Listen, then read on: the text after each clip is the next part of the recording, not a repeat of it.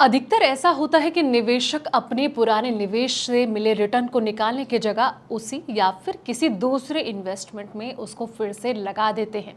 ये तरीका जो है वो कंपाउंडिंग की ताकत से समय के साथ संपत्ति को तेजी से बढ़ाने में मददगार साबित होता है।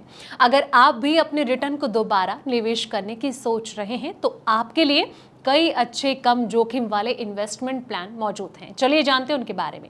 नमस्कार, मैं हूं संध्या बिष्ट और आप देख रहे हैं the economic times Hindi.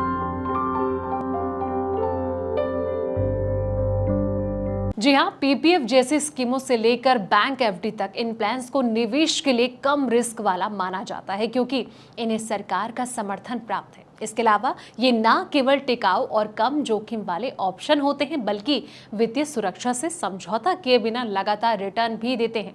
Fixed deposit, जिन्हें एफडी के नाम से भी जाना जाता है, अपने रिटर्न को दोबारा इन्वेस्टमेंट करने के सबसे आसान ऑप्शन में से एक है। ये सालों से भारत में एक पसंदीदा इन्वेस्टमेंट ऑप्शन लोगों का रहा है क्योंकि कई बैंक इसमें अन्य कम रिस्क वाले ऑप्शंस की तुलना में है एक निश्चित अवधि के लिए बेहतर ब्याज देते हैं। इसके अलावा एफडी कई अन्य फायदे भी देते हैं, जैसे कि लचीलापन हो गया, 5 साल की लॉक इन अवधि के लिए धारा 80C के तहत टैक्स लाभ, ज्यादा स्थिरता और नियमित ब्याज आदि।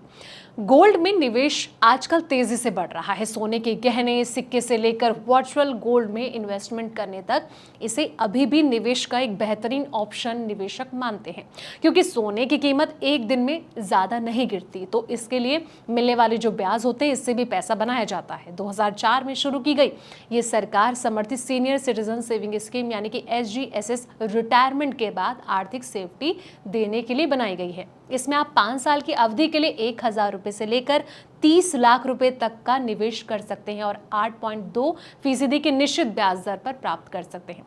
पीपीएफ भी कई सालों से भारत में एक पसंदीदा और रिस्क कम वाला इन्वेस्टमेंट प्लान माना जाता है। 15 साल तक की लॉक इन अवधि के साथ पीपीएफ एक सरकार समर्थित निवेश स्कीम है जिसे सबसे सेफ निवेश ऑप्शन में से एक माना जाता है। इसके अलावा ये जो प्लान है एक सामान्य लॉन्ग टर्म जो होता है, लॉन्ग ड्यूरेशन के लिए वित्तीय लक्ष्य की तुलना में काफी ज्यादा ब्याज प्रदान कर सकता है। तो अगर आप सोच रहे हैं या फिर कंफ्यूज हैं कहाँ इन्वेस्ट किया जाना चाहिए, तो इस वीडियो के जरिए जितने भी ऑप्शन मैंने आपके सामने रखे हैं इनमें से किसी भी ऑप्शन में आप निवेश कर सकते हैं और आने वाले फ्यूचर को सिक्योर कर सकते हैं। फिलहाल इस वीडियो में इतना ही। जानकारी भरे ऐसे तमाम अपडेट्स के लिए आप देखते रहें द इकोनॉमिक टाइम्स हिंदी।